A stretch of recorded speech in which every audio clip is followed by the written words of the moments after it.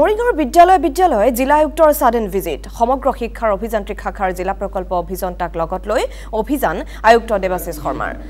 on camera ধমক জিলা প্ৰকল্প অভিযন্তাক মৰিগাঁও জিলাৰ 90খন বিদ্যালয়ত ডিজিটেল লাইব্ৰেৰী আৰু স্মাৰ্ট ক্লাছৰুম নিৰ্মাণৰ বাবে প্ৰায় 15 লাখ টকা আবণ্টন কৰা হৈছিল কাগজে কলমে এই নিৰ্মাণ সম্পূৰ্ণ হোৱা দেখুৱাই আবণ্টিত ধন মুকলাই নিবলৈ চেষ্টা কৰিছিল জিলা প্ৰকল্প অভিযন্তা অবিনাশ দাসে ধন মুকলাই নিবলৈ জিলা আয়ুক্তৰ ওচৰলৈ নিয়া ফাইল দেখি আয়ুক্তগৰাকীৰ সন্দেহ উপজে আৰু অভিযন্তাগৰাকীক লগত লৈ বিদ্যালয়সমূহ পৰিদৰ্শন কৰে কিন্তু এখনো বিদ্যালয়ত যাৱতীয় সামগ্ৰী নাপাই কেমেৰাৰ সন্মুখতে ধমক দিয়ে অভিযন্তা অবিনাশ দাসক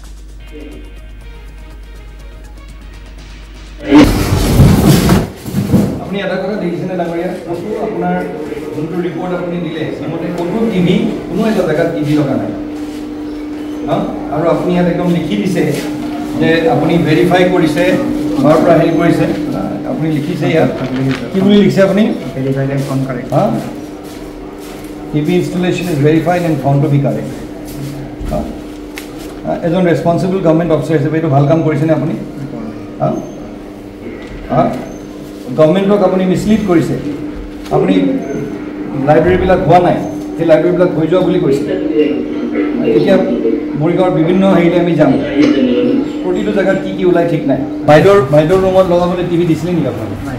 বাইদেউৰ ৰুমত কিয় টিভি লগাইছে নহয় এনে ৰাখি লগোৱা নাই থৈ দি নহ'লেও আপুনিতো গোটেই টিভিবিলাক লগা বুলি কৈছে ক'ত লাগিব আপুনি এইটো লাইব্ৰেৰী আপুনি হোৱা বুলি কৈ দিছে কিয় কৈছে সুন্দৰ এটা পদক্ষেপ লোৱা হৈছিলে চৰকাৰৰ তৰফৰ পৰা য'ত 90খন মৰিগাঁও জিলাৰ স্কুলত আপোনাৰ একোটাকৈ ডিজিটেল লাইব্ৰেৰী আমি স্থাপন কৰাৰ কথা আছিলে আজি মৰিগাঁও জিলাৰ বিভিন্ন অঞ্চললৈ গৈ মই অত্যন্ত দুখিত যে এই লাইব্ৰেৰীবিলাক সম্পূৰ্ণভাৱে এখন বা দুখন স্কুলত ভালকৈ কাম কৰিছে কিন্তু সৰহসংখ্যক স্কুলত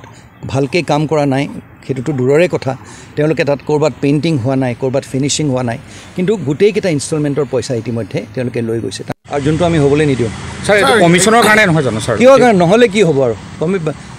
এনেকুৱা ধৰণেৰে এগৰাকী প্ৰধান শিক্ষয়িত্ৰীক যদি কাইলৈ ভাবুকি দিয়ে যে ভুল এটা ৰিপৰ্ট দিবলৈ কয়